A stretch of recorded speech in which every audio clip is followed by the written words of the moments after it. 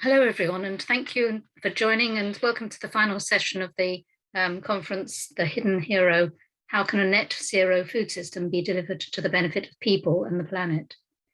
This session's entitled Creating the Right Environment to Deliver Net Zero Food System. And we've got three excellent speakers for you today. First is we've got Hodayah Finman from the US EPA, we've got Barbaros Corekoglu from EIT Food, and Alison Ismail from Defra.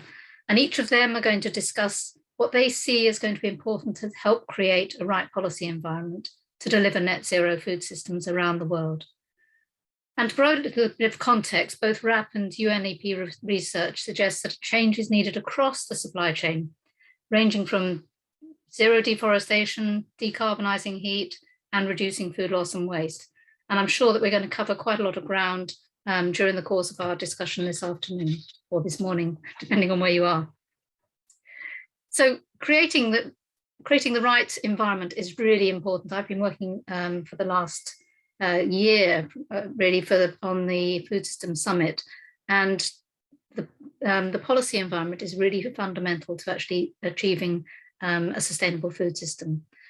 And the research that WRAP and WRI has done over the years has shown that addressing things like diets, productivity, food loss and waste, deforestation are all really important as part of that. And policymakers have a huge role to play in helping to enable those things to be sustainable. So I'd like to first of all introduce Hodayah Finman, who's the Deputy Office Director for the EPA's Office for International and Tribal Affairs. But Hodayah's got a very long background of work with international affairs, with the US government, and she's got a deep background and knowledge about US affairs as well as overseas. So Hodayah, I'd like to just start with you and ask you, the first question: what do you think are the biggest challenges that you can see for the USA, and what are your priorities in the USA and in terms of achieving a net zero food system? Thank you, Liz. And first I want to say thank you to all of those who are attending today's meeting. This is an important topic, and it's good to see such robust attendance. And a special thanks to our hosts, to WRAP, WRI, and to UNEP for bringing us all together today. There are a number of challenges that, as a government official, we can come in and create policy interventions around and try to tackle as we move to this net zero approach or net zero future. As many of you may be aware, at the recent Food Systems Summit, our president, President Biden, announced a US investment of about $10 billion that would go towards sustainable food systems. We also endorsed the US Food is Never, we endorsed this coalition, Food is Never Waste, along with a number of others. And, we did this in recognizing the importance of food security, meeting the SDGs around food security, nutrition, but also connected to other goals, including environmental goals, which I'll talk a little bit about today. Some of the key challenges, Liz, really focus around the following areas. One is awareness raising, and the second is around data and having good information. And then a challenge we face in the US in particular is around the decentralized nature of our system. So with respect to raising awareness of a number of toolkits that we've developed in the US targeted to youth audiences to help raise awareness about the issues around food waste and food loss. And we've made them available in languages. So they're available in French and in Spanish, which will help push that out and reach additional audiences beyond just those in the US. One of the most significant changes that we have experienced in the past couple of months is a shift in US policy to really look more upstream. Our agency, our department focuses a lot on the food waste, the prevention of waste, and the management of waste aspect of this issue. And we are starting to focus more on some of the upstream prevention. For example, around shifting consumer behavior. And this focus is driven by, frankly, in response partly to the climate crisis. More than 85% of greenhouse gas emissions from landfills, landfill food waste, result from activities prior to disposal. So if we can tackle production, transportation, processing, distribution more effectively, that will be a significant driver towards getting us towards net zero. We've also launched 2 new programs. We have a grant program called the STAR program. And through that program, we are looking at a number of activities that can help the marketplace foster some new solutions. And then lastly, on data, we are continuing to, and we announced this recently as well around the Food Systems Summit, we are revamping how we measure wasted food and trying to align that more closely with some of the methodologies that have been developed by WRAP, WRI, UNEP, and others as part of the larger Sustainable Development Goal effort around food waste reduction. So let me stop there. I could go a bit longer if you like, but I also recognize that there may be others who wish to speak on this topic. That's great. Thank you very much. And good to see your plans in both food loss and food waste. I mean, I agree with you completely about awareness being really fundamental. So the second member of our panel is Barbaros Corekoglu, who joined EIT Foundation in 2018 and is responsible for establishing partnerships with European and international organizations and works across innovation, business creation, energy, education, public engagement departments, shaping impactful portfolios for food system transformation. And Barbaros, I'm really interested because you're close to all the things happening in the EU and they've got their farm to fork strategy. What role do you see that you will be playing, EIT Food will be playing in delivering these objectives? Thank you, Liz. And again, thanks for inviting me and EIT Food to be part of this conference. Of course, I mean, you've spoken about the right policy environments and you mentioned indeed farm to fork strategy. But of course, farm to fork strategy is part of the broader climate ambitions of the European Union, namely to make the EU, Europe, the first climate neutral continent in the world. So all the EU member states have committed to reducing carbon emissions GHG emissions by 55% by 2030 and reach net zero by 2050. Well, farm to fork strategy prescribes a roadmap, if you want to call it like that, to reach that 55% by 2030. And through means such as tackling and preventing food loss and waste, reducing, enabling sustainable food production, sustainable food consumption, and sustainable processing and distribution. And underneath these targets, we would find things such as policy initiatives such as EU introducing legally binding targets on food loss and waste after 2022, and eliminating some misleading practices such as date marking. So this was just some examples for food loss and waste.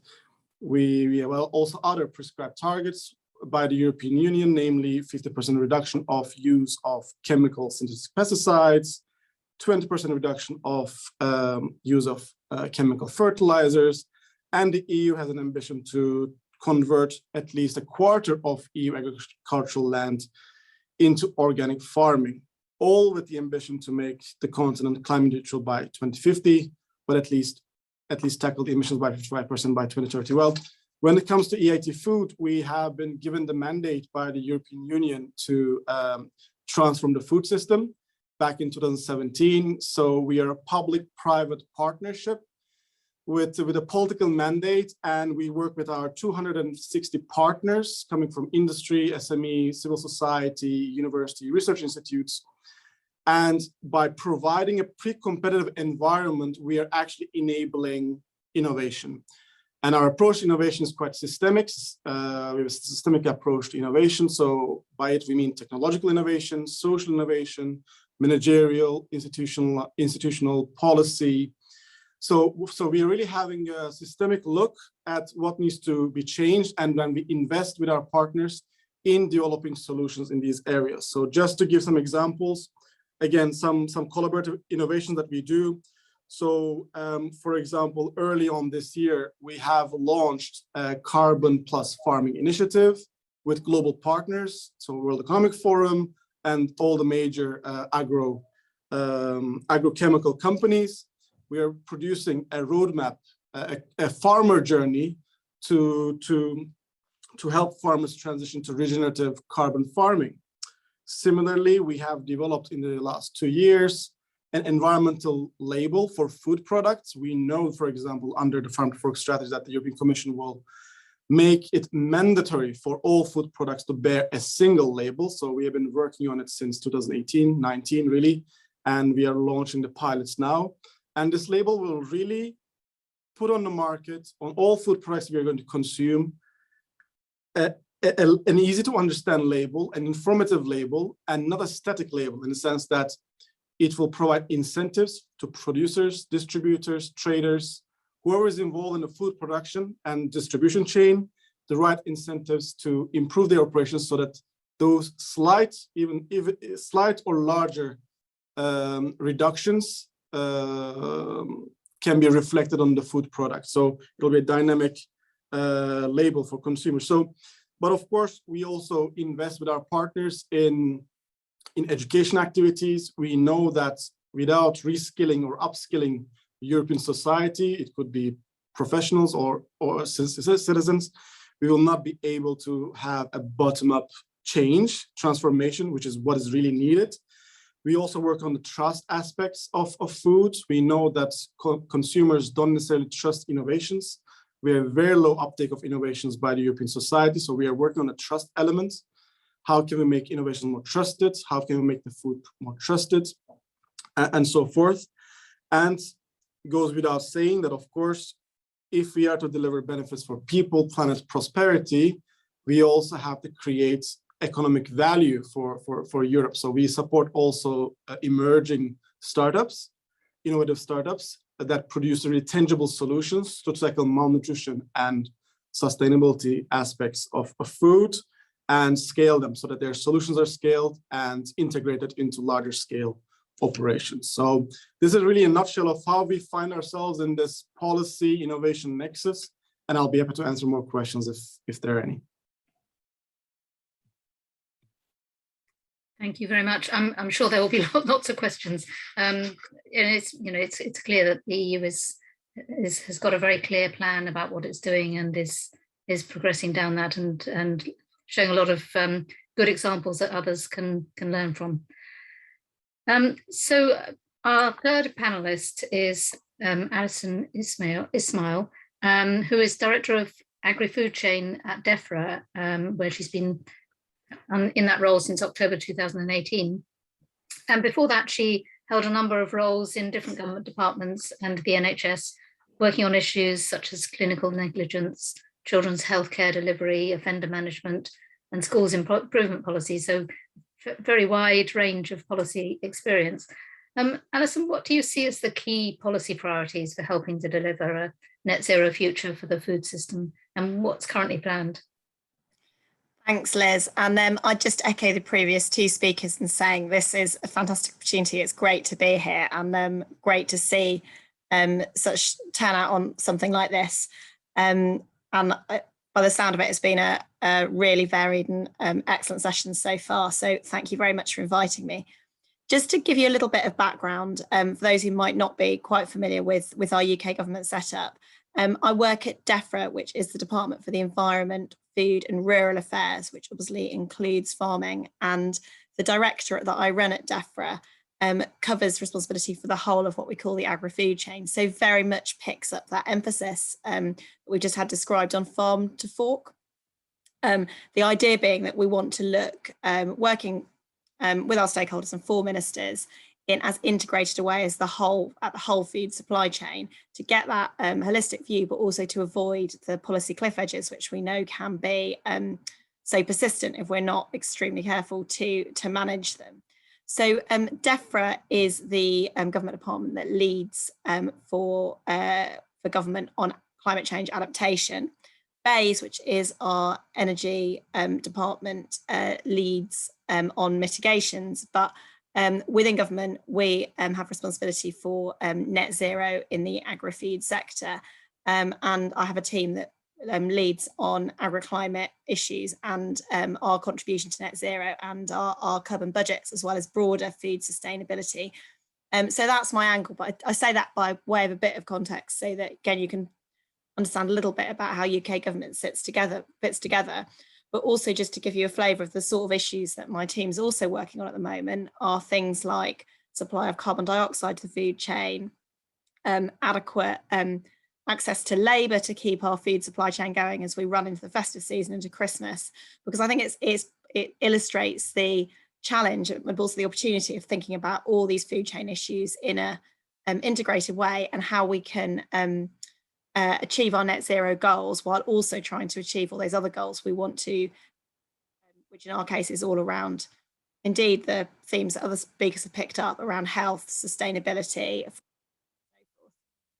So in terms of what's planned for the UK government, we're going to be bringing forward a net zero strategy ahead of COP26. And then really important for me a bit more locally, we will be bringing forward a food system command document in the next few months that sets out a vision for even quite a substantial rethink of the whole food system. That picks up from the independent review of the food system that Henry Dimbleby published part 2 this summer, part 1 last summer, which many of you will be familiar with. And he talks extensively about decarbonisation of the food and farming sectors. So both of those are going to be key things for us. And both are still under development, but I think I can give a bit of a flavour of the sort of things that we expect to feature in them, which I think, again, pick up what we've heard from Hodayah and Barbaros in their sort of areas, which is always encouraging.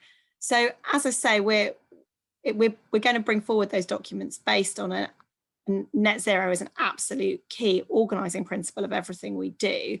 But alongside and integrated with those broader objectives around health, around access to food, and around sustainable diets.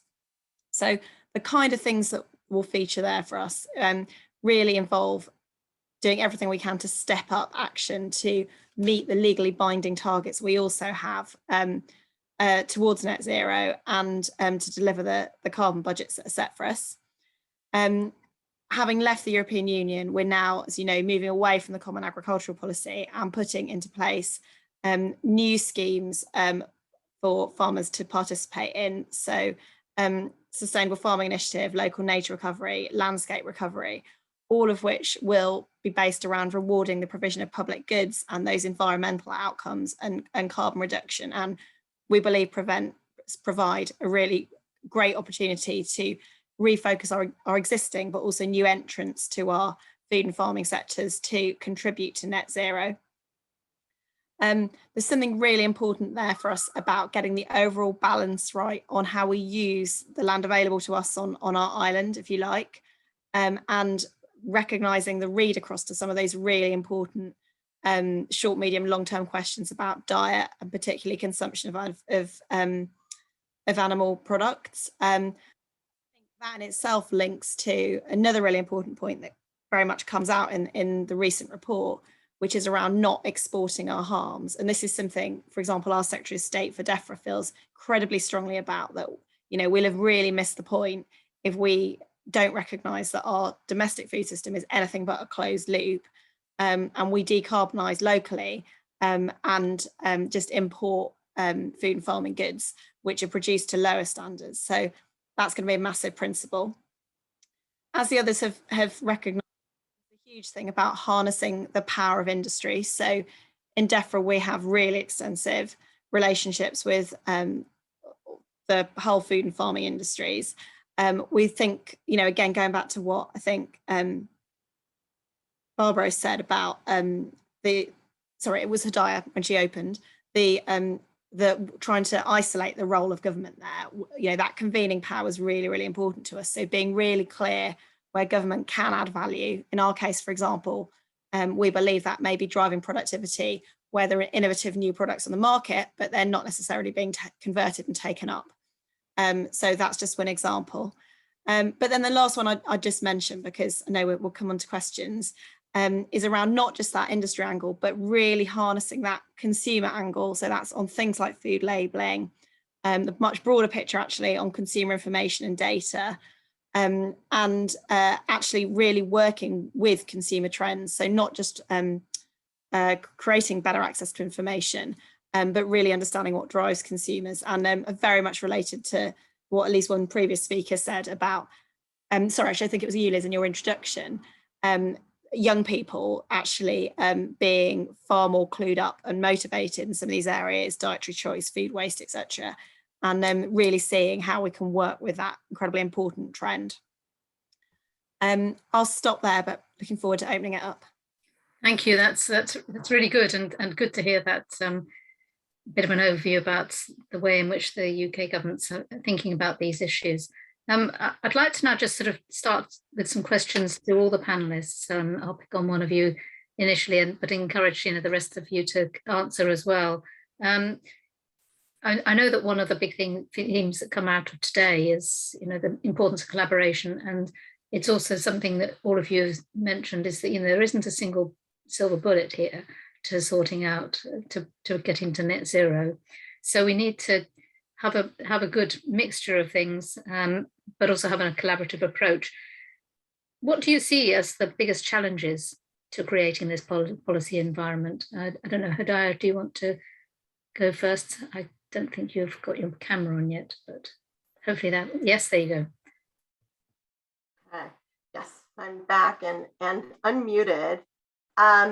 So in terms of things that that government can do, one of the things that we're focused on in the US is really making stronger connections across the various government entities, because we are such a large economy and we have so many players at the federal, national, and subnational level.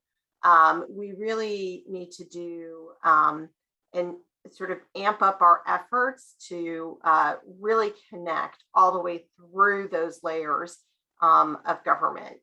Each one has a different set of responsibilities. And so, to that end, we're looking at deepening our partnerships with municipalities. They are the front line. They're the ones that are dealing with waste at the very front line, and working more closely with the private sector as well, who are responsible for delivering solutions. For example, we have a food loss and waste champions program that recognizes activities in the corporate, in the private sector, and in the institutional sector on how they're doing with respect to their baseline for food waste in terms of addressing reductions each year. And then we're able to recognize those organizations for their efforts. And that kind of recognition is a really powerful tool, and one that government is able to do, to recognize those actors that are really going above and beyond, and then disseminate the best practices that we've gleaned from them. So I'm not sure if that entirely answered your question, but yeah, no, it's to get an insight into the challenges. I mean, that you've raised a number of really important issues there. Alison, Barbaros, is there anything you wanted to add on sort of challenges that you see? Alison. So the one I particularly just pick out, and it sounds awful to say, Hodayah, but I'm almost like relieved to hear you have it in the US as well, is this thing about how we join up across government. And obviously, you know, we're not such a massive population, and yet it's well recognised, I think, that failure to properly align cross-government objectives and way behind them, this is, you know, something I think we're trying very hard to show leadership and make progress on, but it always haunts us really, whether we've got that good enough join up to really get that interest convergence for those government entities, which if you're a business or a consumer, you know, may mean nothing to you, and yet we can be prey to these structural barriers that we have to try and overcome. So that's the one I probably particularly highlight. I think that's absolutely true. I mean, I know from the work we've been doing on the Food System Summit that actually, you know, the relevant ministries are totally different in different countries. So, you know, so trying to coordinate it within individual countries is equally difficult. Barbaros, is there anything you wanted to add on that? No, nothing particular, but maybe I can say the following. I mean, now with the UN Food System Summit, we started talking about food systems approach, systems thinking. Yet at the same time, many countries still do not have food policies. Like, for example, the European Union does not have a food policy of itself. It has an agriculture policy, it has industry policy, it has environmental policy, but there isn't this food policy.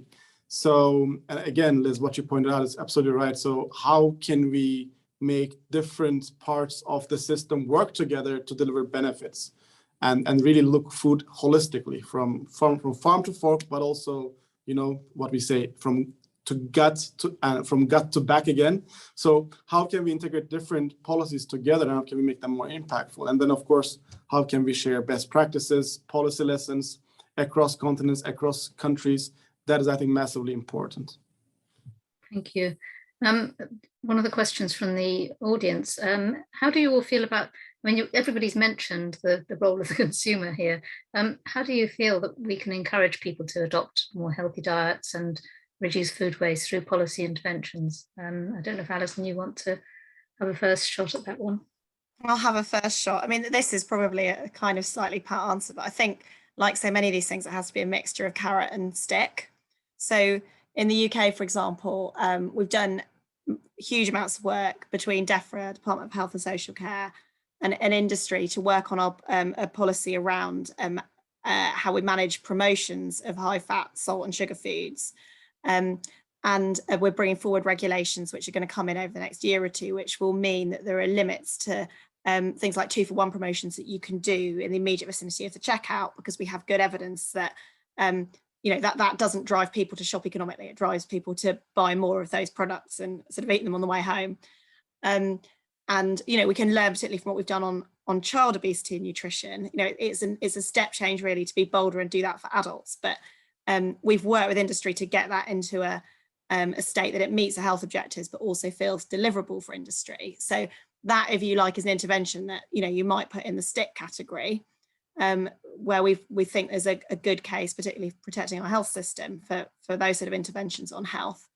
But then on the carrot side, I mean, this is a little bit anecdotal. I've not got good evidence to point to on this, but certainly, you know, in those dark, very early days of the pandemic, when we did have problems, not of food supply, but of food distribution in many of our big retailers, lots of people fed back to me anecdotally that in that very early period, they actually found that their approach to food waste was much, much better, because all of a sudden they found that, you know, that it could be rewarding as well as expedient to cook and make meals that could then be eaten over a couple of days, because, you know, most people are lucky enough to have refrigeration and storage, and just to think a bit more carefully with that shift, very sudden shift from a lot of out-of-home eating to almost 100% in-home eating, just to see actually they could push themselves more on the food waste front than they would have previously thought was possible. So again, that's anecdotal. I hope it's one of the things that we do develop more. We know when we look back on the pandemic, when it's hopefully totally in the past. But it's an example of how, you know, trying to take an opportunity out of a crisis, I think, probably has to be part of the answer here. Yeah, no, absolutely. I mean, RAF actually did some research, I think, into people's behaviours during lockdowns, and it was quite noticeable. There was a big reduction in household food waste because people were at home and spending time thinking, planning, and doing all the behaviours that everyone encourages them to do. But I think it's been drifting back up again after we came out of. I think unfortunately that's true, but it'd be interesting just to push as much as we can, working jointly, about how you can harness some of those good developments that came out of a difficult time. Absolutely, and as you say, it shows what is possible.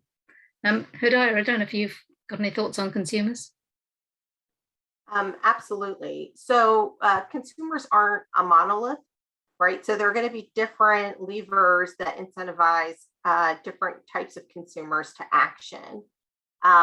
So for institutional consumers, I think it really comes back to the the ability of entities like governments to recognize them for their actions and recognize what they're doing in the social environmental space. I absolutely agree with everything you and Alison said about the pandemic. Our experience in the US with COVID-19, we had distribution problems that I think really highlighted for many people that we can't take food for granted, and we need to use food more effectively in our homes. So that's something where we don't have a direct program at the moment to sort of move on from there, but it's a huge social reckoning in the consciousness. And there's an opportunity there, but I don't think we've quite figured out what the action step is. There are a lot of consumers that are motivated by climate. And for those consumers, having information that connects the dots so that they know what is the impact of my action in helping to contribute to solving the climate problem is going to be really key. And that's one of the reasons why we've been working so hard on trying to align methodologies on how you measure what you're doing to reduce food waste, and then what are the environmental benefits associated with that. And then, there are, of course, consumers that at the end of the day, I think almost all consumers are really strongly motivated by the economics of the situation. And in areas where you have to pay for every trash bag that is collected from your house, we see increases in recycling, and we see people looking at other ways to reduce the amount of items that are going into the bin for landfill. And so that's a very subnational, very much a local policy of how they do pricing for waste hauling. But certainly we've seen anecdotally in those communities where they are charging per bag or per, whatever the unit of weight is, that people are looking to divert to, they'll put it in a composter rather than pay to have somebody haul it away. So it really just depends on which part of the market you're trying to speak to and what's going to motivate them. Thank you. Barbaros, so interested in your thoughts on that one, but there's also another specific question for you as well, which is about why you think the uptake of innovation has been difficult in Europe and what lessons you can learn from your experience of driving those innovations. Maybe I can combine and I can answer to both questions a little bit. I think if we want policies to be science-based, science-driven, I think we have to make also science understandable by citizens, by consumers, everyone. And that hasn't happened so far, sadly. We in the expert communities, we have a deep understanding. We talk about specific jargon, language, but we are yet to make science understandable to ordinary citizens. Admittedly, we live in a fast-paced and mostly digital society now, so information needs to be available quick, snappy, readily consumable. And I think we have a lot to do in this area of making science that's snappy, that's easy to understand. So this is, I think, one thing. The second thing is, how can we work on the trust element? How can we make citizens, consumers trust the policymakers, policy processes, but also food producers, so that they become active citizens, if we may want to call it like that, to collaborate, co-create these policies, solutions with policymakers, with the innovators, right? So that is the other part that we have to work on, I think, and there's a long way to go.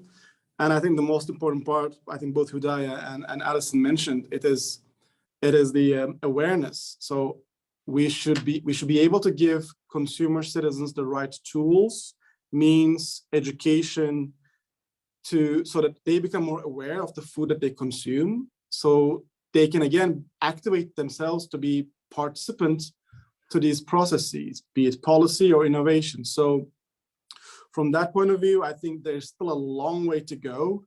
And looking at the time ahead of us, so 9 years left until SDG target, so 2030.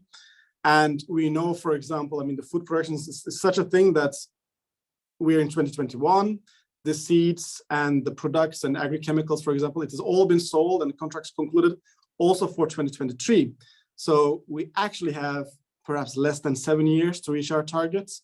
So how can we accelerate this process? And I think there a big role falls onto enablers such as research and innovation, and not ordinary research and innovation. I think it has been taking place, RNI has been taking place for decades. We are where we are.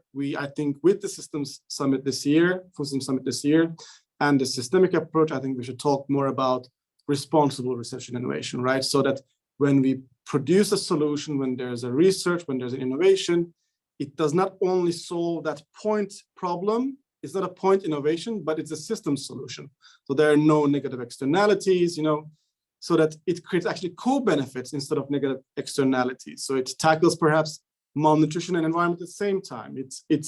It perhaps makes the solution becomes more climate positive, but also improves trust in the system. So we really need to work on different points, I think, and we should really do interventions with that in mind. And again, citizen participation RNI is also massively important. So how can we co-create solutions, innovations with the citizens at the very early stage so that they trust the process, so that they trust the solution. And when the solutions becomes available on the market or digitally or anywhere, they trust it, so they start using it. It is valid. It's as valid for consumers as it is valid for farmers, for producers, for processors, so everyone in the system. So we really need to create this collaborative environment where everyone works together. That is at least how we see that EIT Food, and I think that there's an urgency to take action collectively in this area. That's really interesting. I don't know, Alison or Hodayah, if you've got any comments on the innovation question, because it's obviously something that applies to everybody. Alison? I mean, I think that's incredibly full and thoughtful answer from Barbaros, so I don't think I can add much, but I think that point about trust and open-mindedness when something comes online, comes to market, so that as well as driving that innovative process to begin with, we've got all the right tools in place to get that conversion and get it motoring. That seems to me the holy grail, really, so I'd agree with that. Yeah, I absolutely agree as well. EPA has a small business innovation research grant program. So these are small grant programs that are really looking to solicit some of the best ideas that are out there to address food waste. And so that's one way that we're trying to encourage innovation, even though we're primarily a regulatory agency. But trying to stimulate innovation in this space. We also are looking at, again, the information barriers, trying to, remove some of those information barriers is really key to stimulating innovation.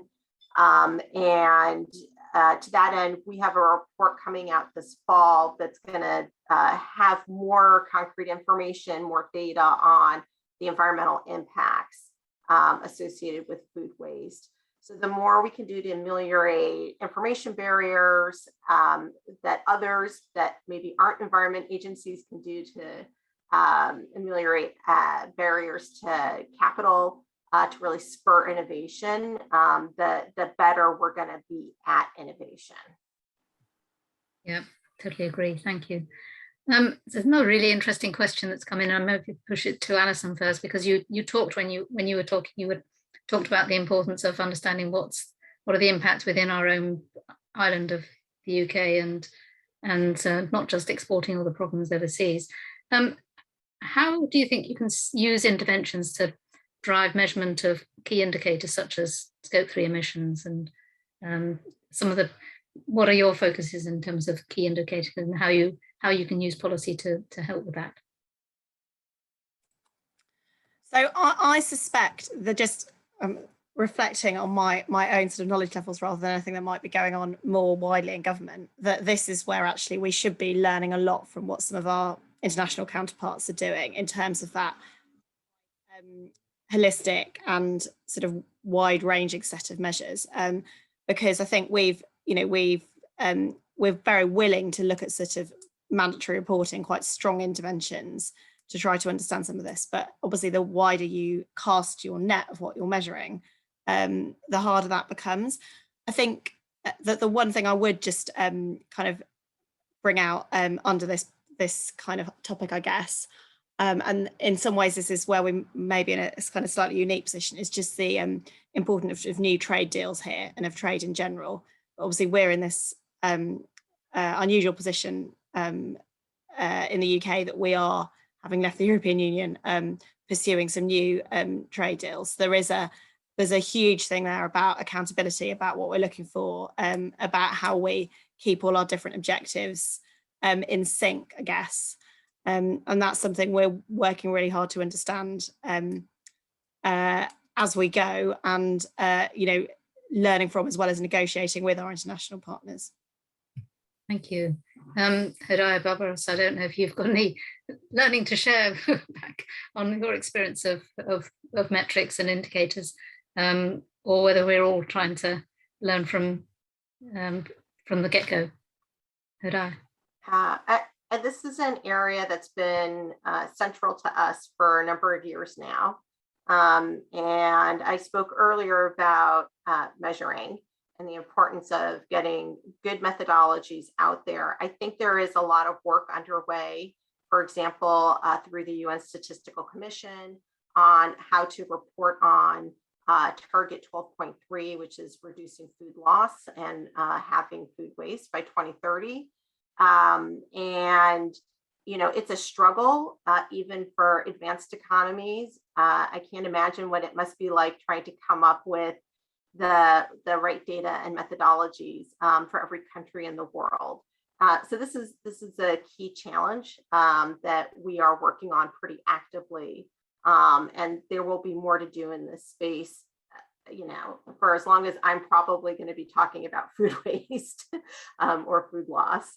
And the other is related to the translating those metrics into data that is meaningful to institutions and consumers, right? So I think we've done a pretty good job translating it into the economic measures, right? And that's what's a big motivator for your institutional customers, which are a big aspect of the food waste challenge. And then translating it into climate measurements, which is a bit trickier, but we all know the nexus is there. But that's something that really resonates with a big sector, a big part of the public. So, but there's still a lot of work that needs to be done in this space. It sounds like there's a great opportunity for lots of mutual sharing among different countries. Barbaros, anything to add on that? Yeah, perhaps I can also share our experience a little bit with the label that we have been developing on environmental performance of food. Sometimes we get a feeling that perfection is also the enemy of good. So, for example, we work on a methodology that's developed by the European Commission, so the product environmental footprint label methodology. It has been in work since a decade, right? So, and there are 16 different impact categories. So, as Hodayah said, how can we translate those 16 distinct impact categories to an understandable, simple label for consumers to understand? So, which one is more important? Is human toxicity more important than eutrophication? Is GHG emissions less important than water use? So, again, I think, and honestly, I think if environmental label could have been on the market much earlier, even now. But again, we have made perfection the enemy of good. So, and we delayed and delayed and delayed. And now we are looking at the horizon of 2024, 2025, perhaps, for such a label to be on the market. So what I could say is the following, right? I mean, if there's something good, let's work on it. Let's scale it all together instead of, all of us reinventing the wheel, investing massive amounts of resources. Like, why don't we pool our resources to make something good better and something better perfect? So in steps. So that's all I can contribute to this debate with. Thank you. Hodayah, there's a very specific question for you. You talked about the funding that's been made available. What's been the reaction to that? How has business reacted? And do you think they're engaged and up for the challenge? That's a good question. And a lot of the funding is really directed around our agriculture part of this equation. And I admit that I don't talk to our ag stakeholders all the time, because the work we do at the Environmental Protection Agency is more on the consumer side. It's in the waste prevention side. But generally, the reaction has been really favorable because we're talking about a significant, this is a significant level of funding, $10 billion for work in this area. And it's come from, that commitment has come from the highest level of government. It's come, it was announced by the president at UNGA, well, at the Food System Summit, and reiterated elsewhere. So the reaction has been positive as far as I'm aware, but I admit that I am not in regular contact with all the different various stakeholders that are involved in this very complex and huge issue. Thank you. We've got a couple of minutes left. I just wanted to ask each of you a very quick question. We've got this deadline of net zero.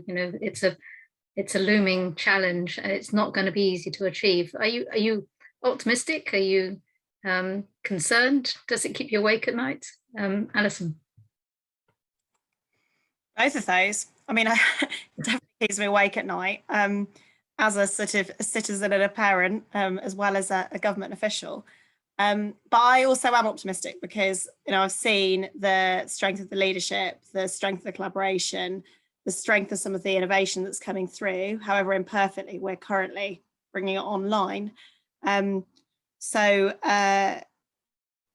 Yeah, fear and optimism together, I guess. Thank you. Barbaros? I think with the events such as the UN Food System Summit, I think the world is coming to recognize the urgency of the issue and the importance that food can play in reaching net zero. So I'm positive about that. I think we have a lot of solutions that's out there that, if scaled, we can reach those goals faster than we anticipate. But again, we need the willingness and collaboration, coordination among all of us to get there. It will not happen without it will not happen if we all act in our own interest and operate in our backyards. It will not happen. But if we work together, I'm sure we can get there much earlier, much sooner. Thank you. Hodayah? Because the issue is really at the highest levels, it gives me a lot of cause for optimism that we can make significant inroads. And I think the important thing in setting a goal that's ambitious is to recognize that it is supposed to inspire us to try to achieve it. And we won't know until we get there whether or not we were fully successful, or if we've started something that we can then further strengthen. But that's not uncommon when we're dealing with problems, is we end up having a phased approach.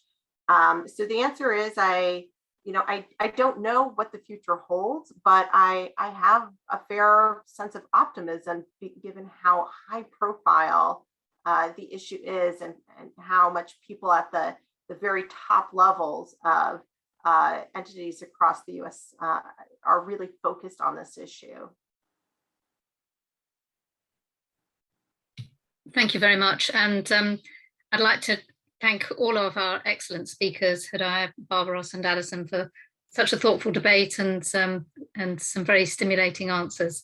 I think we managed to get through most of the questions, but if there is anything that we didn't get to, then I'm sure that it will be answered and put on the website at some point. The recording of the event will also be put on the website if you'd like to listen to the session again or catch up with any of the other sessions. And I'd just like to thank all of you for attending this last session. If you've been involved throughout all the sessions, then you're probably fairly weary by now, but well done for sticking with it.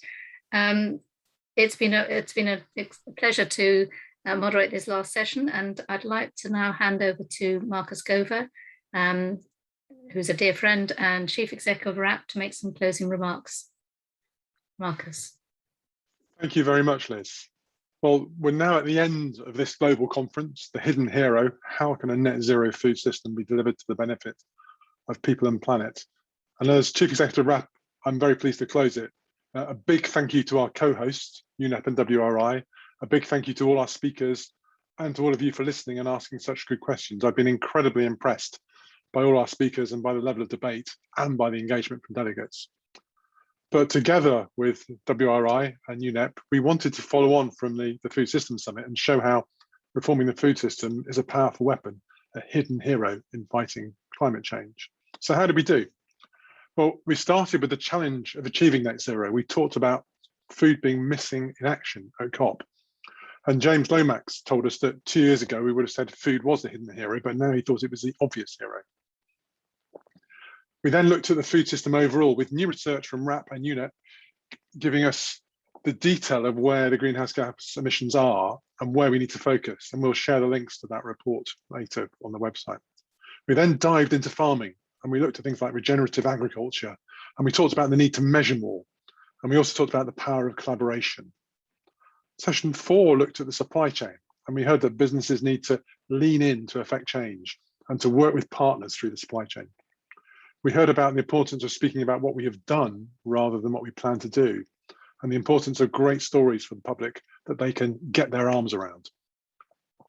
Session 5 looked at the role of systems. We heard that small changes make big differences. We heard how much we can achieve by just buying what we need and eating what we buy, something very simple that Richard told us. And finally, the session we've just had, session 6, looked at the role of policy to create the right environment by raising awareness, data, standardized measurements, labeling, investment, and systems thinking, and much more. We also heard about the need to join up across governments as well as across businesses too. So I hope we're feeling positive and optimistic, and I've just heard that from the panel just now. And I got a strong sense that we can make a difference by working together on this. The fact that we're all here together today for 6 hours is just showing our determination. Now, businesses in the UK have signed up to action through WRAP's Courtauld commitment, and really we need businesses and governments around the world to do the same. And as I said at the start, WRAP stands ready to help you if you're willing to do that. And Karen told us about those 5 priority actions to put us on the pathway to net zero food system, which were continuing the focus on decarbonising operations, developing a better understanding of emissions through the supply chains, zero deforestation, taking action to reduce food loss and waste, and influencing consumer behaviours, especially on diet and food waste. And I started by saying that the net zero food system could act as a hidden hero in climate change, and I hope you're leaving understanding the huge benefits of that and recognising the steps that you can take and the actions that will deliver the greatest impact, and most importantly, feeling inspired to enact changes. We have more tomorrow. You still have time to register for the second of our food systems events this week, tackling the food waste gap, financing food waste prevention to combat climate change. Now, this is a 90-minute webinar co-hosted with UNEP and P4G, focusing on funding food waste prevention, aimed at governance, but also showing how you can leverage existing financial mechanisms. Now, you can join us at 10 o'clock or 4 o'clock BST. It will run twice this tomorrow. All the details are on the homepage and on the WRAP website. But as I said before, for the sake of people and planet, let's act together now. Let's all play our part and make food the hidden hero, make food the solution and not the problem. Thank you very much.